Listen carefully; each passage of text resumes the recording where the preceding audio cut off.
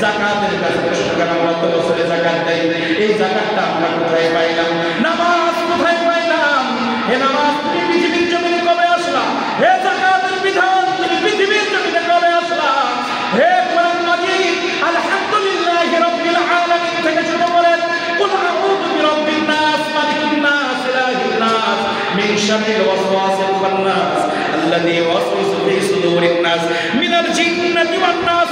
এই নাস পর্যন্ত এই কোরআন মাজিদের কাছে আপনি প্রত্যেক শব্দের কাছে প্রশ্ন করেন, হে কোরআন মাজিদ তোমার তেলাওয়াত ছাড়া নামাজ হয় না, তোমার তেলাওয়াত ছাড়া আমরা নামাজ সহি করতে পারি না, তোমার তেলাওয়াত শুদ্ধ নামাজ হয় না, তোমার তেলাওয়াত ছাড়া নামাজ হয় না, তোমার তেলাওয়াত শুদ্ধভাবে পড়া আল্লাহ তাআলা ফরজ করে দিয়েছে, তোমার তেলাওয়াত ছাড়া আমরা নামাজ বুঝতে পারি না, তুমি কোরআন তোমাকে ছাড়া আমরা নামাজ বুঝি না, যাকাত বুঝি না, হজ বুঝি না, পিতামাতার খেদমত বুঝি না, কারণ সব কিছু কোরআন মাজিদের মধ্যে আল্লাহ তাআলা নাযিল করেছেন।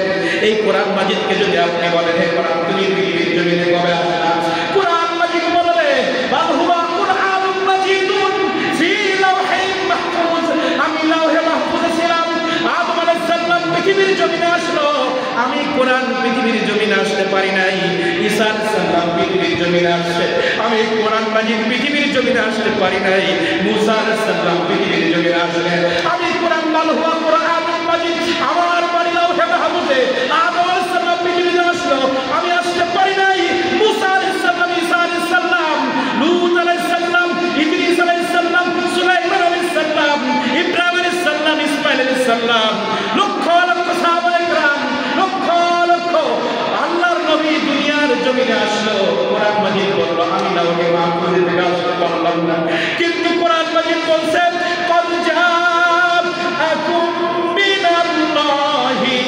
নূরুন ওয়া কিতাবুম মুবিন।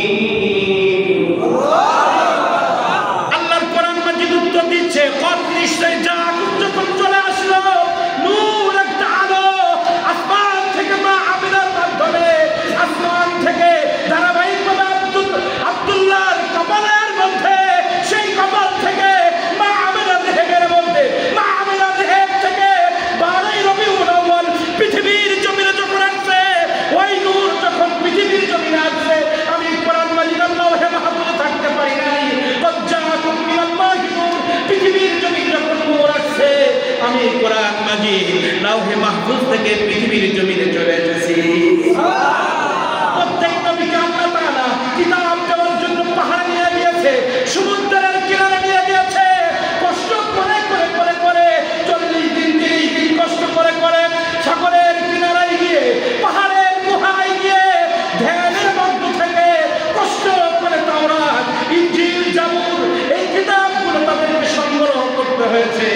আর কোরআন মাজিদ বলছে এই কোরআন মাজিদ যার উপরে নাজিল হয়েছে উনি এমন একজন নবী, ওনাকে পাহাড়ে যেতে হয় নাই, ওনাকে সমুদ্রের কিনারে যেতে হয় নাই, নবী করিম সাল্লাল্লাহু আলাইহি ওয়াসাল্লাম মক্কায়, আমি কোরআন মাজিদ মক্কায় ছুটে গিয়েছি, রাসূল করিম সাল্লাল্লাহু আলাইহি ওয়াসাল্লাম মদিনায়, আমি কোরআন মদিনায় ছুটে গিয়েছি, রাসূল করিম সাল্লাল্লাহু আলাইহি ওয়াসাল্লাম তায়েফের জমিনে, আমি কোরআন ছুটে তায়েফের জমিনে গিয়েছি, যেখানেই নবী সেখানেই ছুটে ছুটে গিয়ে আমি কোরআন মাজিদ 23 বছর ধরে ধরে নবীর পিছনে থেকে থেকে আমি পৃথিবীর জমিনে এসেছি।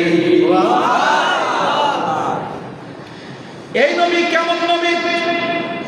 যে নবী সাল্লাল্লাহু আলাইহি ওয়াসাল্লামের কারণে কোরআন আসলো, এই নবী সাল্লাল্লাহু আলাইহি ওয়াসাল্লাম আশাকে যারা ইজ্জত করবে, সম্মান করবে, ওমর ফারুক রাদিয়াল্লাহু তাআলা আনহু বলেন মরা ইসলামকে জিন্দা করে দিল। উসমান রাদিয়াল্লাহু তাআলা বলেন ফাকাদির হামান আলা কিরামিন ফি মাওলিদিন নবী সাল্লাল্লাহু আলাইহি ওয়াসাল্লাম ফাকান্নামা শাহিদা আযযা ফাকান্নামা গাযওয়াতা বারদিন ওয়া হুনাইন, যে মিলাদুন নবী সাল্লাল্লাহু আলাইহি ওয়াসাল্লাম খুশি হয়ে যাবে, রাসূল সাল্লাল্লাহু আলাইহি ওয়াসাল্লাম ইজ্জত করবে, রাসূল সাল্লাল্লাহু আলাইহি ওয়াসাল্লাম মিলাদ অনুষ্ঠান করে 1 দিরহাম পরিমাণ যারা খরচ করবে, সে যেন বদর এবং হুনাইনের যুদ্ধে অংশগ্রহণ করলো। বদর হুনাইন আমরা দেখি নাই, কিন্তু অনুষ্ঠানের মাধ্যমে, খুশি পালনের মাধ্যমে বদর এবং হুনাইনের যুদ্ধে অংশগ্রহণের মতো সওয়াব আল্লাহ তাআলা দান করে দিবে। আলী রাদিয়াল্লাহু আনহু ফাকাদ হামান মান আযযামা মাওলুদিন নবী সাল্লাল্লাহু আলাইহি ওয়াসাল্লাম ওয়া কানা সাবাবান লিকরাজ মাওলুদিন নবী সাল্লাল্লাহু আলাইহি ওয়াসাল্লাম লা ইয়াখরুজু মিনাদ দুনিয়া ইল্লা বিল ঈমান ওয়া ইয়াদখুলুল জান্নাতা বিগাইরি হিসাব। যে রাসূল সাল্লাল্লাহু আলাইহি ওয়াসাল্লাম আগমনে খুশি হয়ে যাবে, রাসূল সাল্লাল্লাহু আলাইহি ওয়াসাল্লাম আগমনে যে আনন্দ করবে, খুশি হয়ে যাবে, খরচ করবে, ইজ্জত করবে, ঈমানের সাথে সে দুনিয়ায় থাকবে, ঈমানের সাথে কবরে যাবে এবং ঈমানের সাথে কবরে যাওয়ার পরে বিনা হিসাবে আল্লাহ তাআলা তাকে জান্নাত দিয়ে দেবে। রাহমাতে আলাম নূরে মুজাসসাম সাহাবীরা আতর বানায় ওই নবীজির নাম। রাহমাতে আলাম নূরে মুজাসসাম সাহাবীরা আতর বানায় ওই নবীজির নাম। তোমরা শোনো জানো মানো কেমন আমার নবীজি, যাহার পাগল চন্দ্র সূর্য তারকারাজি, যাহার পাগল চন্দ্র সূর্য তারকারাজি। তোমরা আরো শুনবানি সুন্দর কাহিনী, জান্নাতের রূপে লেখা নবীর নাম, জান্নাতের রূপে লেখা নবীর নাম। আদম আলাইহিস সালামকে সৃষ্টি করে যখন জান্নাত দিয়েছিলেন, হাদিসগুলো জানেন না বুখারী শরীফে? প্রত্যেকটা দরজায় রাসূল কারীম সাল্লাল্লাহু আলাইহি ওয়াসাল্লামের নাম লেখা হয়েছে। উনি বলছেন আল্লাহ তাআলা এই কালেমার সাথে কার নাম? কালেমার পাশে কার নাম? রাসূল কারীম সাল্লাল্লাহু আলাইহি ওয়াসাল্লামের নাম মোবারক জান্নাতে খুঁটিতে খুঁটিতে লেখা আছে। কত ভালো রাসূল কারীম সাল্লাল্লাহু আলাইহি ওয়াসাল্লামকে এসেছে। এখন মাওলুদকে মহব্বত করলে তো বেনিফিট বললাম, এখন মহব্বত কেন করব? এই যে মহব্বতে আমরা বসে আছি, এই মহব্বত করলে লাভ কি? কোরআন মাজিদ থেকে হাদিস থেকে দুইটা, একটা কোরআন মাজিদ একটা হাদিসে মোবারক আমরা আলোচনা শেষ করব। কারণ অনেক রাত এসে দেখছি অনেক ঘুমাচ্ছেন, অনেকে ঘুমাচ্ছেন না। দুইটা বিষয় সংক্ষিপ্ত কথা বলবো। আপনারা যদি বলেন হুজুর শেষ করেন, এখনই শেষ করবো, কোনো রকম কষ্ট নিব না, কারণ আমি আপনাদের কষ্ট দিতে আসছি, আমি মহব্বতের শামিল হতে এসেছি। কারণ আমি জানি রাসূল কারীম সাল্লাল্লাহু আলাইহি ওয়াসাল্লামের মহব্বত করলে আল্লাহ তাকে মহব্বত করে। এই মহব্বতের মাহফিল শুনে চলে এসেছি আপনাদের সাথে মহব্বতের শামিল হওয়ার জন্য।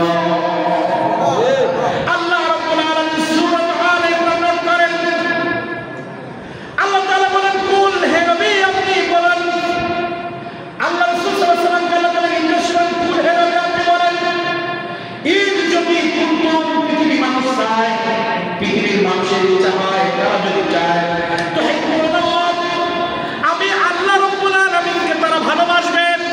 আমাদেরকে বলছে কুল, হে নবী আপনি প্রচার করেন, আপনি বলেন ঈদ যদি কুনতুম তারা চায় তুহিব্বুনাল্লাহ, আমি আল্লাহ আমাকে যদি তারা ভালোবাসতে চায়, আমার সাথে যদি প্রেমের সম্পর্ক করতে চায়। আমরা তো রাসূলকে সাল্লাল্লাহু আলাইহি ওয়াসাল্লাম করতে একবার সম্পূর্ণ মাইনাস করতে পারলে আমাদের ভালো হয়, কিন্তু আল্লাহ তাআলা কি বললেন? কুল, হে নবী আপনি বলেন ঈদ যদি কুনতুম তারা চায় তুহিব্বুনাল্লাহ, আমি আল্লাহর সাথে যদি প্রেম করতে চাই, আমি আল্লাহ তাআলা আমার সাথে যদি ভালোবাসার সম্পর্ক তৈরি করতে চাই, আমি আল্লাহ আমার সাথে ভালোবাসার সম্পর্ক তৈরি করতে চাই, আমি আল্লাহ আমাকে যদি ভালোবাসে, এই কথাই যদি তারা সত্যবাদী হতে চায়, আপনি তাদেরকে বলেন যারা আমাকে ভালোবাসার দাবি করছে, আমার ভালোবাসতে গেলে ফাত্তাবিউনি, আপনি নবী আপনার ভালোবাসা আগে লাগবে। আমাকে যদি পৃথিবীর মানুষ ভালোবাসতে চায়, আমাকে ভালোবাসা লাগে, আপনাকে ভালোবাসা লাগবে। কারণ পৃথিবীর জমিনে কোরআন মাজিদ আমি কোন সাহাবীকে দেই নাই, আমি কোন নবীকে পৃথিবীর জমিনে কোরআন মাজিদ দেই নাই, আমি কোন এমপি মন্ত্রীকে কোরআন মাজিদ দেই নাই। এমপিকে ভালোবাসলে আমাকে ভালোবাসা হবে, এর কোন দলিল নাই। কারণ কোরআন মাজিদ আমার জীবন বিধান, কোরআন মাজিদ মুসলমানদের জীবন বিধান। কোরআন মাজিদ মুসলমানদেরকে বলছে তুমি নামাজ পড়ো, তুমি রোজা রাখো, হজ দাও, যাকাত দাও, জান্নাত জাহান্নাম বিধানের ব্যবসা থাকি, সব কিছু কোরআন মাজিদ।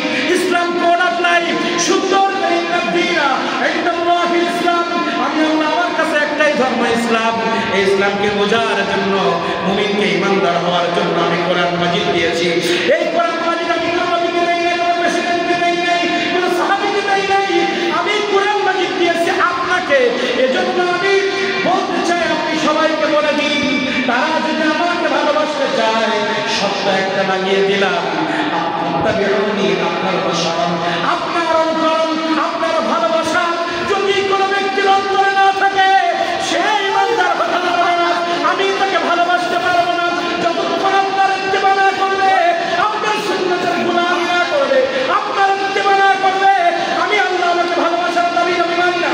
যখনই আপনার ইত্তেবা করবে, ইউহিব্বুকুমুল্লাহ, আমি আল্লাহ তাকে ভালোবাসা শুরু করব। আল্লাহ তাআলা আমাদেরকে ভালোবাসবেন, শর্ত হচ্ছে নবী করিম সাল্লাল্লাহু আলাইহি ওয়াসাল্লামের ইত্তেবা করা। আপনি আল্লাহকে মানেন, অসুবিধা নাই। ওরা আবু জেহেল, উতবা, সাইবা সবাইকে তো আল্লাহকে মানতো, শুধুমাত্র আমার নবীকে না মানার কারণে তারা কাফের হয়ে গেল, মুশরিক হয়ে গেল। তারাও তো আল্লাহকে মানতো। এই বিশাল সামিয়ানা পৃথিবীর আল্লাহ ছাড়া কেউ সৃষ্টি করতে পারে না। এই বিশাল সমুদ্র পৃথিবীর মানুষের দ্বারা সৃষ্টি করা সম্ভব নয়।